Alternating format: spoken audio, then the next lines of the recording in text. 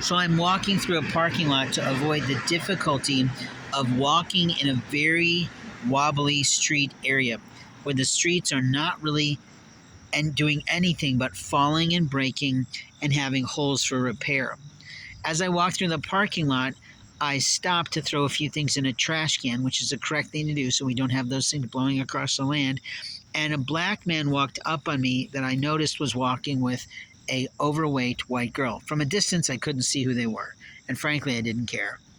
So I was told by the Lord to move to the right and move away from them. And within a few minutes, the black man started walking at me, which means I knew he was going to solicit me. I continued walking, and he said, "Excuse me, sir," and I paused. I do my standard response of "How can I help you?"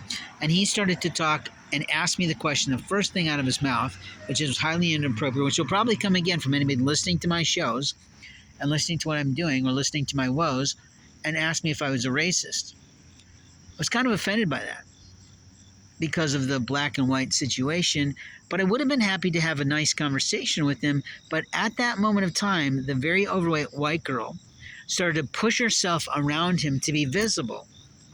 And clearly she doesn't know anything about socially appropriate behavior between men.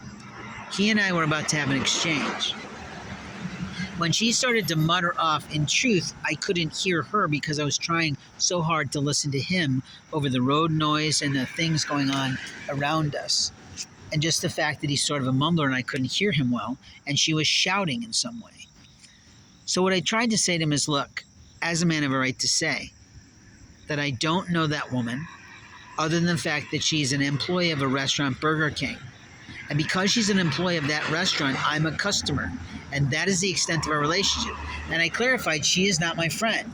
And I don't like her walking up to me in her uniform when she is going to work or coming for work, trying to feed me things from her purse of which I'm allergic to and are not a part of that corporation's menu.